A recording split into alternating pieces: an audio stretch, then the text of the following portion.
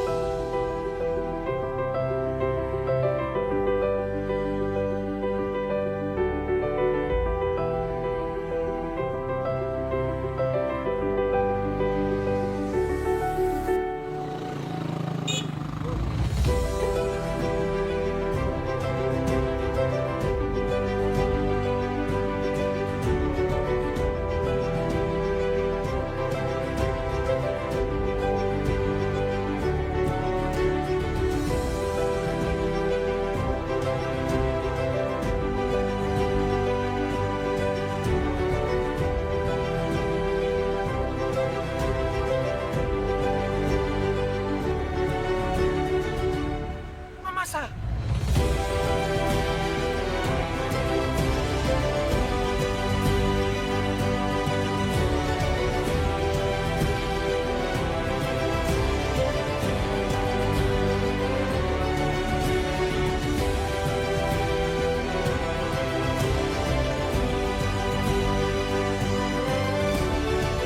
For all, Assalamualaikum warahmatullahi wabarakatuh.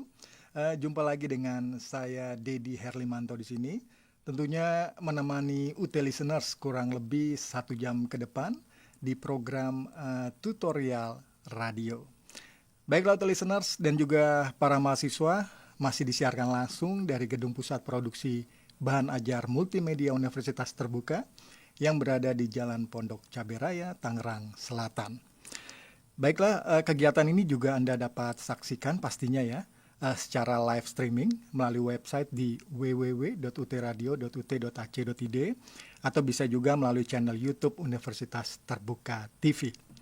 Mahasiswa sekalian, program kali ini akan membahas tentang appreciation of literary works, khususnya topik classifying literary genders dengan kode mata kuliah PBIS 4325. Nah, topik tersebut merupakan sebuah pengantar bagi mahasiswa program studi pendidikan bahasa Inggris, tentunya Fakultas Keguruan dan Ilmu Pendidikan, untuk mengarungi seluk-beluk tentang apresiasi karya sastra pastinya. Saudara mahasiswa, setelah Anda mendengarkan dan menyimak program tutorial radio kali ini, diharapkan UT listeners mengetahui segala informasi terkait apa itu classifying literary genres yang dapat dijadikan sebagai informasi tambahan untuk pengetahuan umum. Apabila ada pertanyaan, silakan Anda ingin mengajukan pertanyaan, silakan kirim pertanyaan melalui kolom komentar atau DM Instagram di @radio.ut atau melalui pesan WhatsApp UT Radio di 0812 1039 2726 atau melalui kolom komentar YouTube Universitas Terbuka TV pada saat live sekarang ini. Saudara mahasiswa, simak baik-baik dan siapkan peralatan tulis Anda untuk mencatat hal-hal yang akan Anda tanyakan atau hal-hal yang Anda anggap penting. Baiklah, telah hadir di studio yang sangat luar biasa pastinya. Dan masih muda pastinya nih kelihatannya. Alhamdulillah. Alhamdulillah. 18 tahun. 18 tahun. Sama Pak, kurang lebih Pak, sama saya. Ada Bapak Dwi Reski Hardianto selaku narasumber yang akan menyampaikan materi tutorial radio hari ini. Assalamualaikum Pak Reski, saya panggil ya. Ya, waalaikumsalam. warahmatullahi wabarakatuh. Iya, gimana Pak Reski kabarnya hari ini? Alhamdulillah, ini kan lagi mendung ya.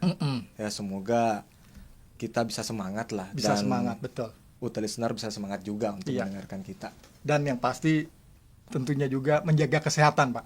Karena Benar. cuaca hujan kadang juga panas Iya. gitu kan. Ya, Ya, baik. nggak menentu lah. Ya, nggak menentu, betul Pak.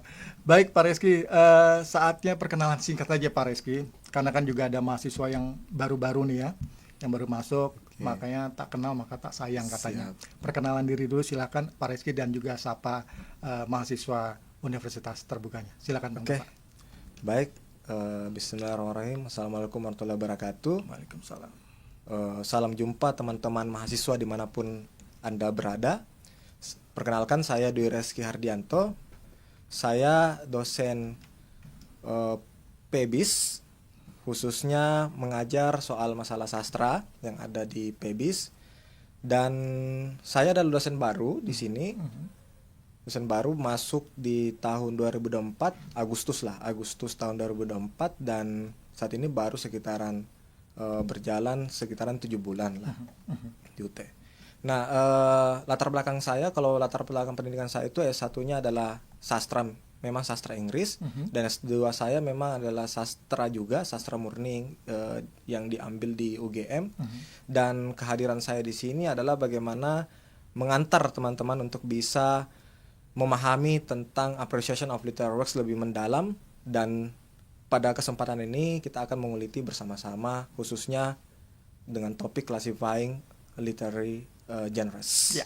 Oke. Terima kasih Pak Reski. Ini pasti sudah expert banget nih di bidang sastra Pak Reski ini. Dari lulusannya saja sudah ini ya, sudah luar biasa begitu.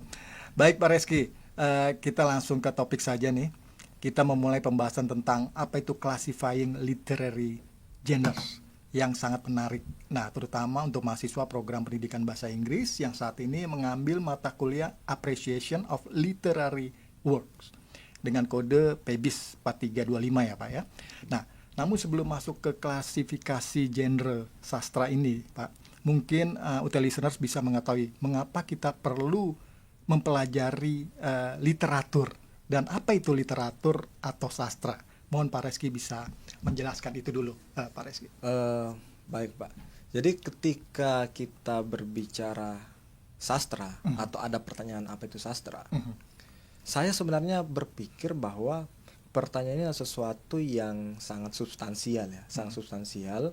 Tentunya substansial kehadiran dari pertanyaan ini itu selalu hadir di beberapa waktu yang lalu, bahkan beberapa abad sebelumnya gitu. Bahkan sampai sekarang kehadirannya masih ada. Itu masih ada, dan meski melintasi beberapa abad ke depan, tidak akan bisa selesai soal apa itu sastra itu. Dia jawaban yang muncul ketika pertanyaan itu telah ditanyakan, jawabannya ibarat pasir di bibir pantai yang selalu tersapu oleh gelombang air laut gitu. Jadi nggak pernah total kehadirannya di situ dan selalu tertunda di situ. Mungkin seperti itu. Nah, kalau berbicara secara etimologi kejelasannya apa itu sastra? Jadi sastra dengan literature itu harus dibedakan. Sastra dalam konteks Indonesia dan literature itu di Inggris. Kalau sastra kita kan berasal dari kata hastra di Sanskerta yang berarti buku ajar atau buku pedoman yang memang menjadi suatu pegangan untuk mengajari kita cara berpikir, cara bertindak, bahkan cara untuk merasa.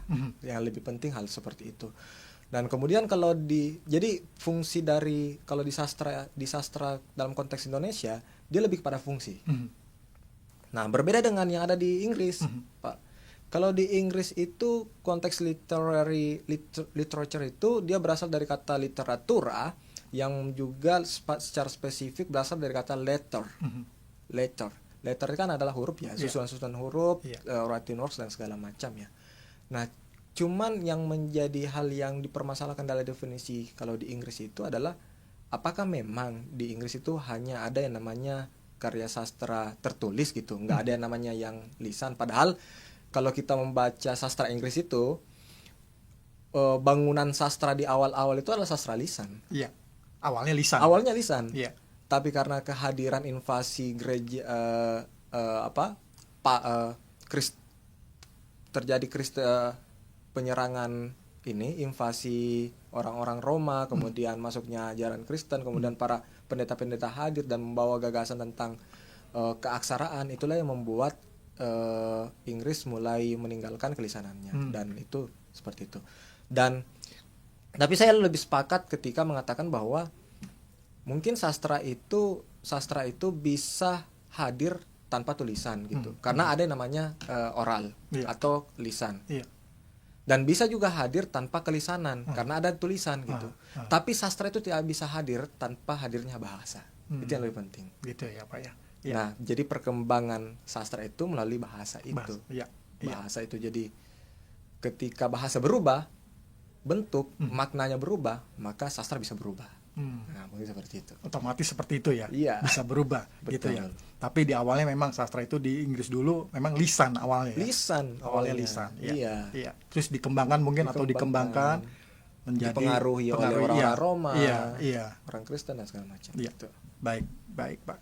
Lalu artinya sastra ini tidak memiliki definisi yang pasti, dan sastra ini akan terus berkembang nih Pak Reski ya, sesuai dengan konteks yang ada. Betul. Baik, mungkin kita bisa masuk lebih dalam lagi nih Pak Reski, apa yang dimaksud dengan itu tadi, literary genres, atau pengelompokan jenis ya.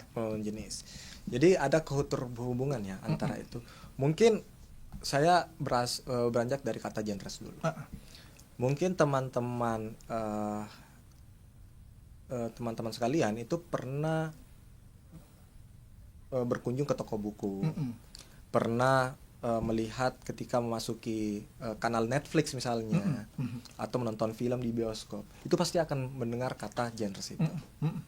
Genres itu.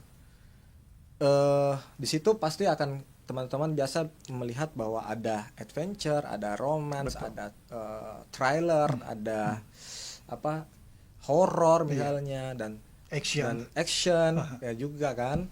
Nah itu. Cuman yang menjadi pertanyaan lebih lanjut, apa sih genres itu? Ya, genres itu kan adalah pengelompokan, penjenisan. Ini berasal dari kata bahasa Prancis sebenarnya. Genres, genre, kalau di Indonesia menjadi genre sastra, atau genre sastra. Betul.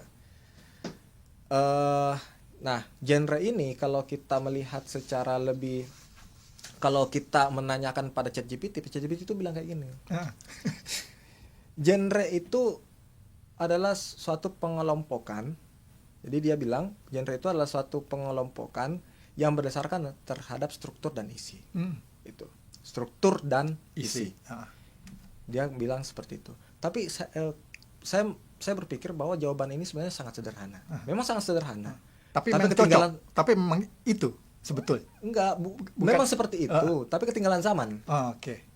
Ketinggalan zaman, maksud saya ini hadir di era-era klasik dulu. Di era Aristoteles. Kalau kita bicara tentang sejarah filsafat dan sejarah sastra, dia sangat ketinggalan zaman gitu. Saya lebih melihat bahwa ketika genre hanya pada wilayah bentuk saja, pasti genre itu tidak akan bisa berkembang. Itu. Nah, kita melacak dulu sampai ke apa sih yang dimaksud tentang genre secara general ya. Ada satu buku yang menarik, judulnya itu adalah Theory of Literature, yang ditulis oleh Wellek dan Warren, Rene Wellek ya. Ini adalah buku babonnya orang-orang sastra sebenarnya.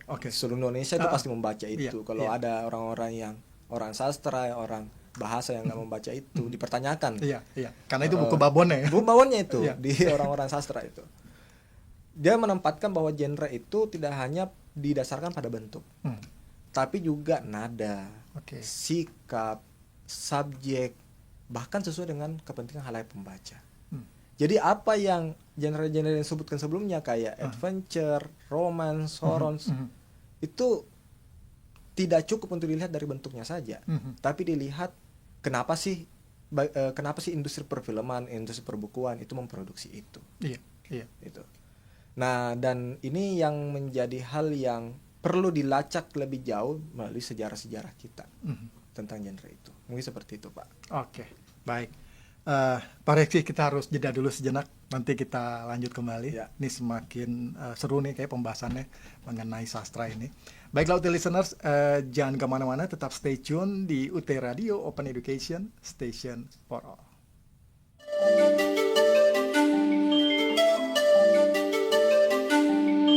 Anda sedang mendengarkan UT Radio, Open Education Station for All.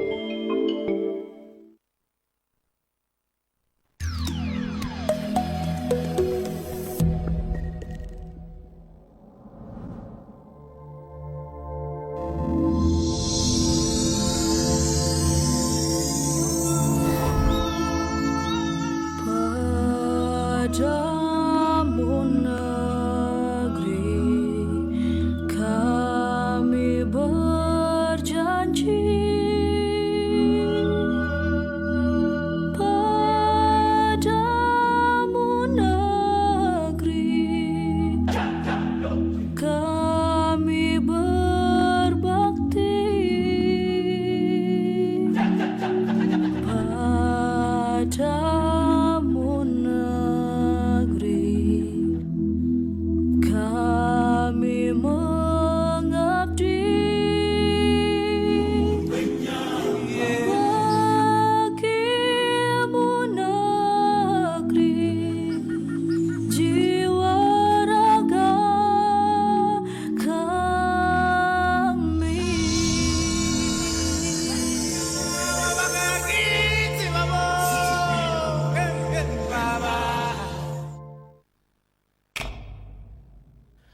Hadirnya UT memastikan bahwa setiap warga bangsa berhak atas pendidikan tinggi di bawah kekuatan hukum tanpa adanya perbedaan. Lebih dari 2 juta lulusan berhasil menyelesaikan studi di UT. Kami bangga, sudah 4 dasawarsa UT hadirkan pendidikan berkualitas tanpa batas. UT selalu berfokus ke masa depan dengan tetap berpijak pada nilai-nilai dan budaya adiluhung Nusantara. Digitalisasi layanan pendidikan mempermudah masyarakat dan mahasiswa mendapatkan informasi mengenai UT.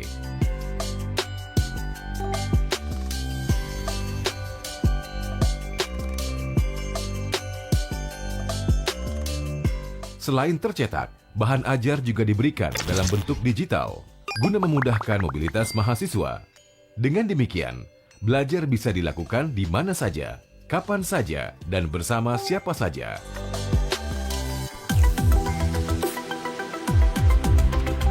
Digitalisasi pendidikan juga diformulasikan ke dalam loka pasar digital mata kuliah yang ditawarkan oleh Indonesia Cyber Education Institute atau ICE Institute.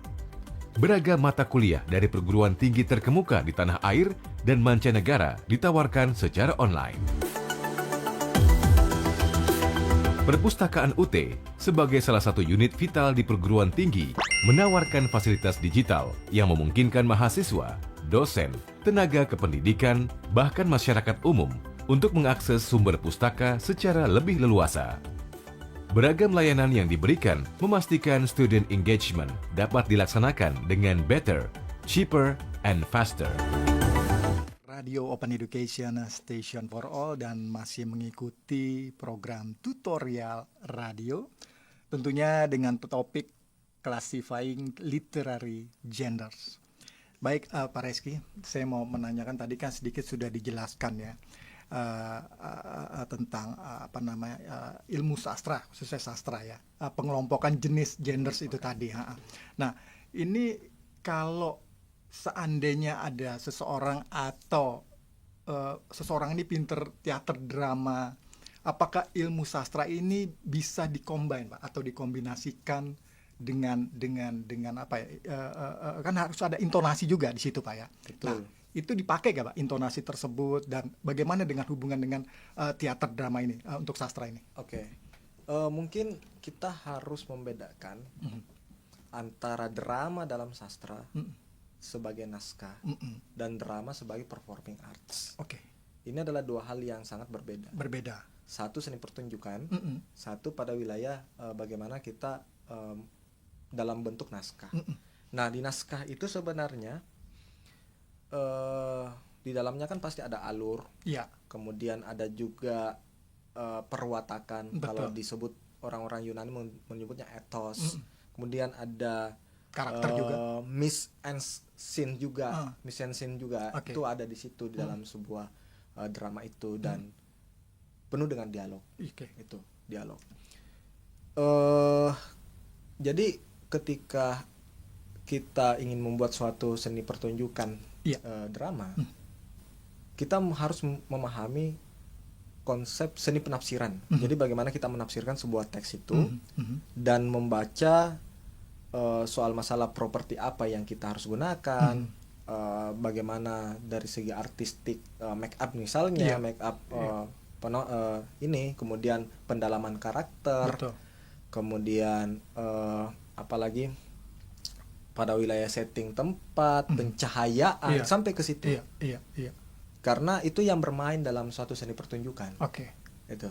Dramatis tidaknya. Dramatis, iya. Iya. Jadi pencahayaan itu yang bermain dalam sebuah seni pertunjukan. Ketika pencahayaan, kemudian peletakan setting, kemudian bagaimana ekspresi dimainkan, kemudian bagaimana suatu penataan letak tata ruang. Iya. Itu sangat penting untuk dimainkan. Bahkan warna. Gitu. Sama dengan film, Pak. Iya. Film juga seperti itu sebenarnya. Ketika kita menonton film, ketika kita menganalisis film dalam seni sinematografi, kita tidak hanya melihat, misalnya nih, kemarin kan saya sempat nulis, Pak, soal masalah perfilman, khususnya membahas tentang Vikings. Vikings. Jadi saya selama sebulan itu menonton tentang Vikings. Dan saya melihat bagaimana produksi balik layar itu bekerja. Jadi komunikasi kebudayaan itu sangat menarik dalam film itu. Dan di film itu komunikasi kebudayaannya itu, misalnya kalau orang-orang Viking itu pasti setting pencahayaannya itu akan, atau suasana pencahayaannya itu akan berbeda ketika karakternya itu berada di Arab. Di Arab itu sangat bergelimang, sangat bercahaya dan segala macam, karena dengan properti-properti yang sangat maju. Itu menandakan bahwa itu kebudayaannya maju. Menggambarkan itu, merepresentasikan itu. Dan ketika misalnya dia masih di Inggris, itu sangat berbeda juga. Ya, agak middle lah kebudayaannya gitu. Jadi bagaimana sebuah apa yang ditampilkan dalam teks itu bisa menggambarkan, menyentuh imaginary atau imagery seorang pembaca atau audiens gitu. Dan itulah ditafsirkan oleh sutradara biasanya. Bagaimana hal itu bisa disampaikan melalui strategi estetik, beberapa properti dan segala macam, kemudian itu bisa sampai ke penonton. Iya. Ya itu. Baik. Lalu Pak Reski, kembali lagi nih Pak, mengenai genre ini tadi ya. Ya. Menjelaskan apa yang mendasari genre-genre tersebut bisa terbentuk dan apa tujuan dari klasifikasi genre tersebut, Pak Reski. Sebenarnya sederhananya kalau tujuan klasifikasi adalah ya supaya membedakan antara satu bentuk dengan bentuk yang lain. Misalnya puisi dibedakan dengan prosa dibedakan dengan drama. Itu sebenarnya tujuannya. Cuman kenapa sih itu bisa terjadi ya? Yang pertama kali mengklasifikasi itu ada satu filsuf yang namanya Aristoteles. Mungkin semua orang sudah tahu siapa Kiai Haji Aristoteles itu. Kiai Haji. Nah, dia yang pertama kali mengklasifikasi sastra ke wilayah-wilayah tertentu dalam melihat dari bentuk, khususnya puisi. Jadi salah satu buku bawahnya menarik itu adalah The Poetics. The Poetics itu dia mengklasifikasi puisi ke beberapa jenis. Jenis yang dia klasifikasikan ada dua, tragedi dan komedi. Tragedi dan komedi. Jadi dia mengatakan dalam situ tragedi itu jadi ada dua representasi di situ. Tragedi merepresentasikan laku kebaikan manusia dan komedi malah merepresentasikan keburukan atau perbuatan-perbuatan buruk dari manusia itu. Nah,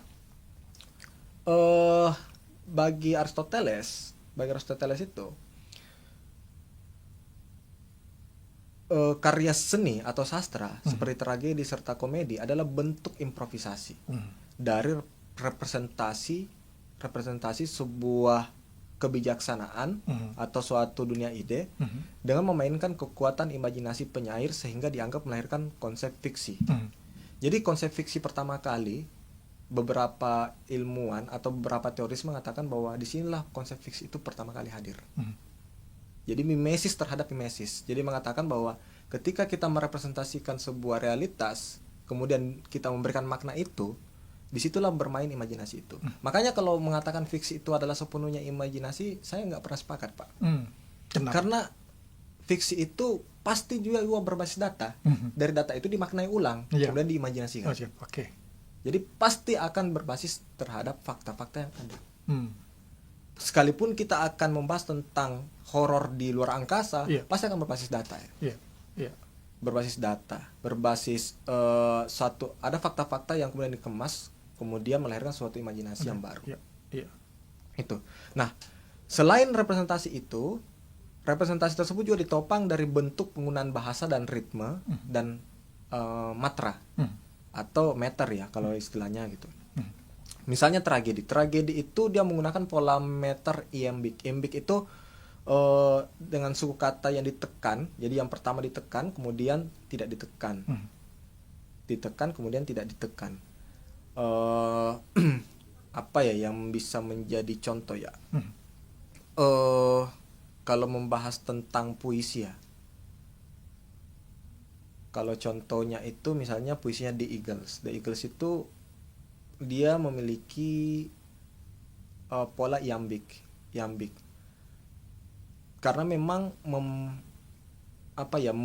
menggambarkan, mengimajinasikan sebuah konsep tentang dewa dan Zeus saat itu ya, keperkasaan dan segala macam, sehingga dia membahasakannya secara tragedis gitu. Nah, kemudian tragedi juga harus memiliki beberapa syarat yang hadir di dalamnya. Kalau menurut Aristoteles yaitu alur, watak, gagasan, miseskens dan misenskens. Kemudian dan lain sebagainya. Jadi puisi tragedi ini sangat dekat dengan epik. Dan epik ini berkembang pula menjadi sebuah drama. Disinilah pertama kali berkembang menjadi sebuah drama. Atas pembacaannya apa? Atas pembacaan Aristoteles terhadap karya-karyanya seperti Sophocles dan Homer, Iliad dengan Odysseus itu. Jadi dari situ dia melihat bagaimana pola-pola itu. Jadi ketika Homer menulis naskah drama, dia menulisnya seperti menulis puisi. Gitu. Dan itu sangat tragedis, menjelaskan representasi orang-orang, satu sosok yang dianggap sebagai sosok yang mutakhir di zaman itu. Gitu. Nah, sementara komedi direpresentasikan dengan cara satiris. Jadi bagaimana kita menghasilkan sebuah karya memang lucu, tapi itu sifatnya satir gitu, untuk mengkritik keburukan-keburukan manusia. Jadi itu salah satu fungsi sastra saat itu adalah sebagai mengajari orang-orang untuk berbuat kebaikan dan juga untuk menginterupsi keburukan itu. Jadi sastra bergunanya di situ gitu. Nah, tapi apakah sampai di situ? Konsep tersebut sebenarnya berkembang lebih jauh lagi ketika rezim prosa itu hadir di era-era modern gitu. Era-era setelah abad-abad pertengahan ya. Nah, di situ mulai menjadi klasifikasi payung genre yang lebih besar prosa itu tadi. Nah, perkembangan itu direfleksikan lebih jauh dengan mengklasifikasi 3 karya sastra. Nah, ini yang sampai hari ini dikenal di dalam orang-orang yang mengkaji tentang sastra itu, yaitu puisi, prosa, dan drama. Ini. Nah, tapi drama seperti yang saya bilang tadi, bahwa itu bukan sebagai performing arts, tapi sebagai naskah yang dikaji gitu. Naskah yang dikaji ya, Pak. Iya. Ketiga genre di atas dikenal sebagai karya yang diklasifikasikan berdasarkan bentuk-bentuknya. Misalnya puisi dengan pola memiliki matra, ritme, kemudian sebagai pola arsitektur dasarnya seperti itu.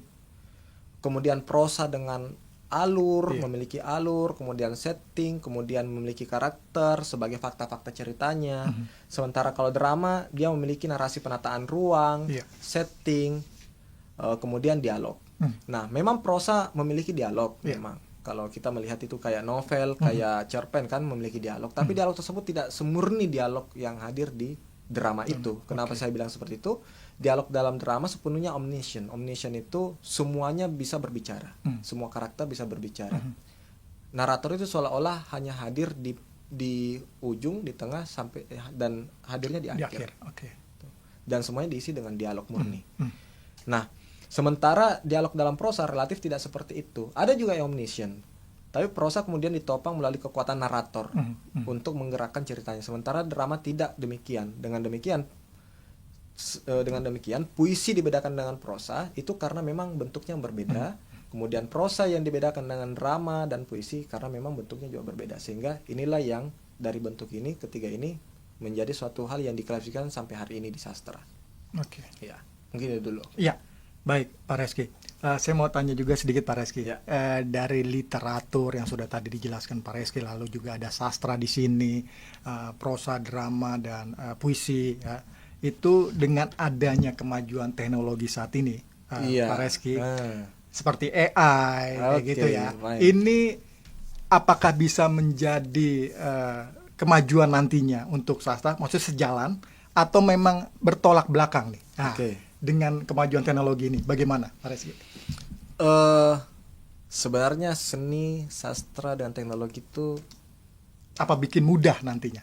jadi gini Pak, sastra atau seni ya seni, kalau ada yang menganggap bahwa seni dan sastra itu sangat bertolak belakang dengan teknologi, itu adalah bersifat ahistoris itu. Oke. Dalam sejarah nggak pernah seperti itu. Nggak pernah gitu. Oke. Pasti selalu ada alat teknologi untuk bisa memproduksi sastra itu. Oke, bagaimana dengan rezim AI? Ada satu novel menurut saya menarik dan itu ditulis oleh Martin Suryajaya. Judulnya itu, kalau judul novelnya itu apa ya? Pokoknya baru-baru ditulis oleh Martin Suryajaya. Di tahun Sebelum 2000. Hancur Lebur. Oke. Ya, itu judul novelnya itu Sebelum Hancur Lebur. Oke. Jadi dia menjelaskan tentang bagaimana sih masa depan sastra Indonesia. Tapi khususnya ke konteks sastra Indonesia. Ketika misalnya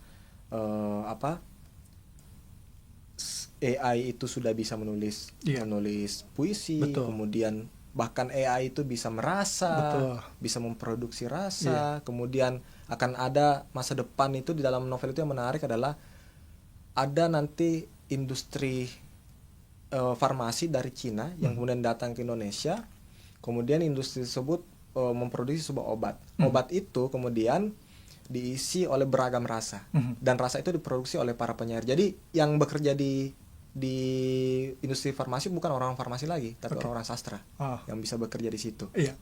Bayangkan imajinasi Iya, itu gitu. Iya. Saya membayangkan, ya bisa jadi juga sih. Iya. Untuk meramu itu tadi. Bisa meramu Iya, seperti itu. iya. Kita nggak tahu masa Betul, depan. betul, Karena gini Pak, sastra itu banyak hal, fiksi dunia kita ini selalu dibangun oleh fiksi. Iya, betul memang. Itu. Seperti film-film aja yang tadinya Film. kita tidak percaya. Betul, dan iya itu kan? terjadi. Dan itu terjadi, betul. Saat ini misalnya soal masalah cyborg. Itu sudah ada cerita-ceritanya sudah hadir di tahun-tahun 70-an. Dan itu menjadi suatu genre juga saat itu, Iya. cyberpunk, Iya. di tahun 1980-an itu. Sebelumnya misalnya, contoh yang lebih konkret ya, dan ini membuat saya merinding ketika membaca tentang ada satu novel The Futility. The Futility itu menjelaskan tentang sebuah kapal besar namanya The Futility yang menyeberang ke Amerika melalui Samudra Atlantik, kemudian dia menabrak gunung es. 17 tahun setelahnya apa yang terjadi? Titanic terjadi, dan itu persis apa yang terjadi di Futility. Iya, betul. Saya melihat bahwa kok bisa sama ya? Ya, Bukan sama sih, tapi real. peristiwanya real. seperti hal yang Betul. real yang terjadi di novel Iya. yang sudah ditulis 17 tahun Iya, sebelumnya iya. gitu. Dan itu terjadi di situ. Dan makanya saya juga sedikit sepakat ya ketika Rocky Gerung itu mengatakan bahwa kitab suci itu fiksi ya. Karena itu membangun imajinasi dan itu Betul. membentuk realitas kita. Betul. Dan fiksi itu membuat realitas kita menjadi fakta. Saya ngontaknya ke situ. Iya. Saya nggak mau bahas yang lain ya, Iya, agak iya. sensitif Pak. Iya. Apalagi bulan Ramadan Betul, gitu. betul, Sampai agak kita sensitif, dianggap Pak. berdosa. Tapi memang maksudnya betul begitu ya. Iya, gitu. Setuju saya kalau itu, Mas Rizky. Baik, Mas Rizky, ada lagi tambahan mungkin? Sudah cukup itu? Oh iya, saya tambahkan lagi soal masalah perkembangan genre ya. Sedikit bertambahkan soal perkembangan genre.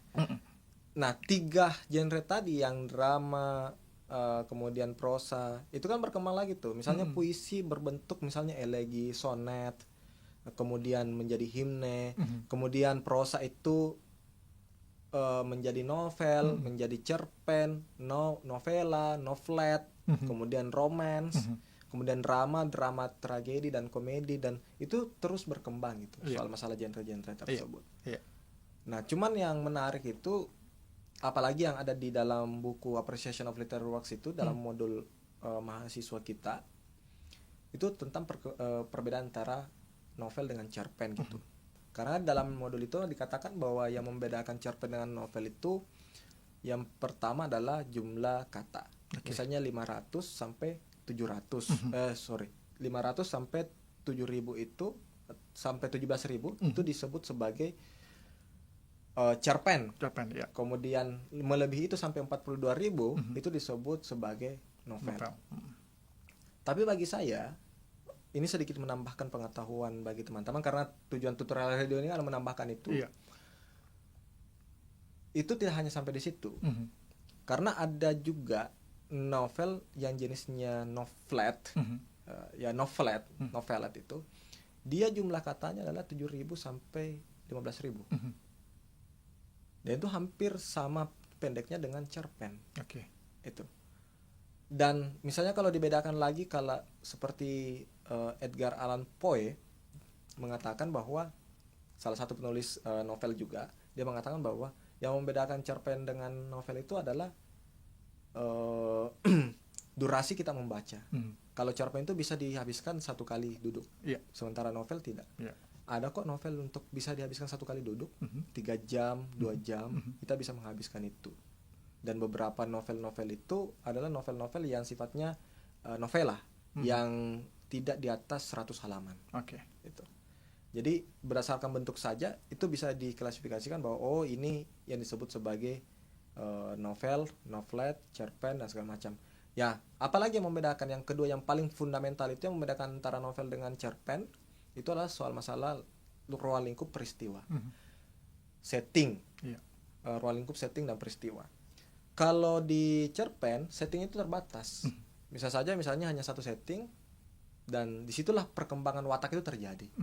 Kalau novel itu bisa saja dalam 1 scene tertentu itu mengalami perubahan setting terus menerus sampai mengalami kompleksitas. Gitu. Dan itu salah satunya. Kemudian terakhir adalah soal masalah kompleksitas peristiwa. Kalau di cerpen itu kompleksitas peristiwanya tidak terlalu kompleks, ya, tapi tetap padat. Di novel juga kalau di novel itu agak kompleks karena banyaknya tempat, banyaknya konflik yang terjadi, bahkan terjadi naik turunnya sebuah konflik itu yang terjadi. Nah mungkin itu Pak yang menjadi perbedaannya. Ya, baik Pak Reski, kita harus jeda dulu sejenak. Pak Reski, nanti kita lanjut kembali. Baiklah UT listeners, pastinya harus tetap semangat ya mendengarkan tutorial radio hari ini. Dan jangan kemana-mana, tetap stay tune di UT Radio Open Education Station for All.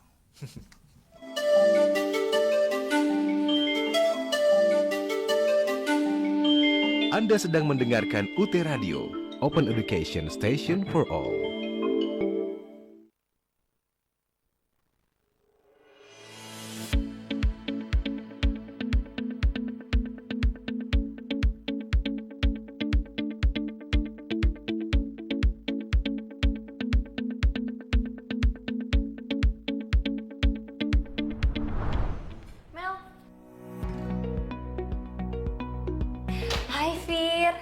Gimana? Kamu sudah dapat email validasi sebagai mahasiswa UT? Udah dong, aku udah dapat email validasi sebagai mahasiswa UT. Terus aku harus apa lagi ya, Mel? Kemarin aku ambil jurusan hukum. Di UT aku lihat ada jurusan hukum, Mel. Iya pasti ada dong, di UT banyak pilihan jurusannya kok, Fir. Oh iya, kamu mau registrasi mata kuliah jurusan hukum kan? Gini nih caranya. Nah, pertama kamu buka browser di handphone atau laptop kamu dan ketik sia.ut.ac.id. Kemudian kamu pilih admisi calon mahasiswa dan mahasiswa. Oh iya. Kemudian kamu masukkan email dan password yang kamu daftarkan. Kemudian kamu akan dibawa ke halaman dashboard mahasiswa. Kemudian kamu klik akademik yang ada di kolom sebelah kiri menu. Lalu kamu pilih registrasi mata kuliah. Lalu kamu klik tambah alamat dan kamu isi dengan lengkap data-data yang dibutuhkan untuk pengiriman bahan ajar. Kalau sudah kamu isi semua, kamu klik simpan. Setelah data kamu berhasil disimpan, kamu klik kembali untuk menuju ke halaman dashboard. Dan kamu pilih lokasi ujian kamu untuk menjadi daerah tempat ujian kamu nanti sesuai domisili kamu. Nah, kalau sudah, sekarang kamu bisa memilih mata kuliah apa saja yang akan kamu ambil. Caranya dengan mengetik mata kuliah di kolom cari mata kuliah. Kamu cari mata kuliah apa saja yang kamu ingin ambil, lalu klik tambah ke daftar kuliah. Kalau ada mata kuliah yang kamu ambil di luar prodi kamu, maka akan ada notifikasi atau pemberitahuan kalau kamu mengambil Station for all. Baiklah listeners, kita lanjutkan kembali. Baik, Pak Reski, kita lanjut kembali Pak Reski ya. Ini tadi Pak Reski sempat menyinggung bahwa genre ini akan terus berkembang dan memiliki sub-sub genre tertentu ya, Mas Reski ya. Nah, bagaimana perkembangan itu berlangsung, Pak Reski? Oke, soal masalah perkembangan genre itu ya. Jadi terdapat dua hal yang menunjukkan kenapa genre tersebut berkembang ya. Kalau saya membaca beberapa literatur yang ada. Pertama adalah upaya antitesis imajinasi dari karya-karya sebelumnya. Jadi antitesis imajinasi pengarang, penyair terhadap karya-karya sebelumnya yang kemudian dikembangkan misalnya. Dan kedua berdasarkan wacana pengetahuan serta kebudayaan yang populer di tengah-tengah masyarakat. Misalnya perkembangan dan produksi genre, perkembangan dan produksi genre implikasi kedua itu ya, yang kedua yang saya sebutkan, itu telah membawa kita masuk ke genre-genre yang sifatnya dianggap sebagai genre-genre fiksi populer, fiksi-fiksi populer. Nah, yang sebagai upaya antitesis imajinasi tadi itu maksudnya adalah dia menawarkan sebuah gagasan baru berdasarkan dari hasil pembacaan-pembacaan interteks sebelumnya, dan menghasilkan sebuah gaya yang baru dalam membuat sebuah cerita misalnya. Nah, sementara yang kedua itu berdasarkan dari apa sih yang hangat di masyarakat, apa sih yang diinginkan oleh masyarakat gitu. Nah itu, jadi ada satu pandangan dari Andrew Tudor dari tulisannya tentang genre itu, dia mengatakan bahwa genre itu adalah suatu kepercayaan kolektif dari masyarakat. Artinya dalam genre dalam konteks ini itu selalu beranjak dari bagaimana apa yang diinginkan oleh masyarakat, apa yang dipercayai oleh masyarakat gitu. Saya ambil contoh ya, contoh yang paling sederhana yang ada di Amerika misalnya. Misalnya Marvel Entertainment. Marvel Entertainment itu terus memproduksi tentang cerita fiksi, heroes. Ya, hero seperti Spider-Man, Fantastic Four, kemudian Avengers dan sebagainya itu. Karena apa? Karena ini sejalan dengan tingkat kejahatan yang semakin meningkat yang ada di Amerika. Ada ketakutan-ketakutan yang ada di situ sehingga masyarakat perlu rasa aman, perlu ada suatu doktrin imajinatif atau supply imajinatif yang bisa membuat dia menjadi yang bisa mengisi ketakutan tersebut menjadi rasa aman gitu, mengubah rasa ketakutan itu menjadi rasa aman. Kemudian memunculkan tindakan-tindakan heroisme personal sebagai efek fiksional itu ketika dia tanggapi itu. Nah, Tapi di sini ketika Marvel Entertainment memproduksi itu, dia tidak hanya memproduksi film, tapi dia juga memproduksi tentang comic strip, novelnya Avengers, lalu mengukuhkan genre heroes itu sebagai genre yang hadir di tengah-tengah semua masyarakat. Makanya di sini juga ketika di comic strip misalnya, itu pasti akan tertulis di situ ketika kita membaca bahwa ini adalah genre genre untuk anak gitu, sastra anak. Reski mendekat ke mic. Ya. Ya, ini adalah genre untuk anak-anak gitu. Kemudian Avenger, kemudian ketika dia di orang-orang dewasa, dia lebih tekankan pada wilayah adventure. Adventure dan trailer. Iya. Itu, trailer yang tindakan-tindakan aksi dan sampai ini berkelahi dan segala macam gitu. Nah, namun apakah Avenger ketika melihat di genre tersebut, apakah Avenger hanya sebatas genre heroes? Nah, ternyata genre-genre yang tadi yang saya katakan itu beririsan satu sama lain. Jadi saling sangkut menyangkut gitu. Mengalami tumpang tindih dengan genre-genre yang lain. Misalnya trailer, kemudian adventure, science fiction, itu juga beririsan dengan genre heroes itu yang ada di situ. Nah, alasan logisnya dari irisan dan tumpang tindih genre itu karena Avenger tidak diminati oleh orang-orang Amerika saja, tapi diminati oleh masyarakat yang mendunia. Makanya Avengers itu bisa sampai ke seluruh dunia. Iya. Dan banyak yang suka. Banyak yang suka. Karena itu tadi, siapa sih yang nggak suka tentang adventure apa? Yang lebih gila itu ketika soal masalah, mohon maaf ya, romance, khususnya tentang genre-genre pornografi, mohon maaf. Ini bulan Ramadan ya, tapi nggak apa-apa sedikit ya.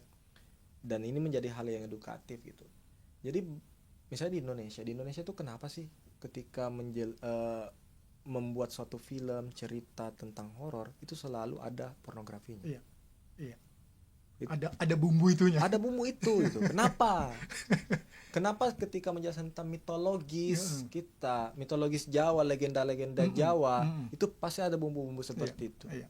Dan itu sering dilakukan. Itu memang strategi.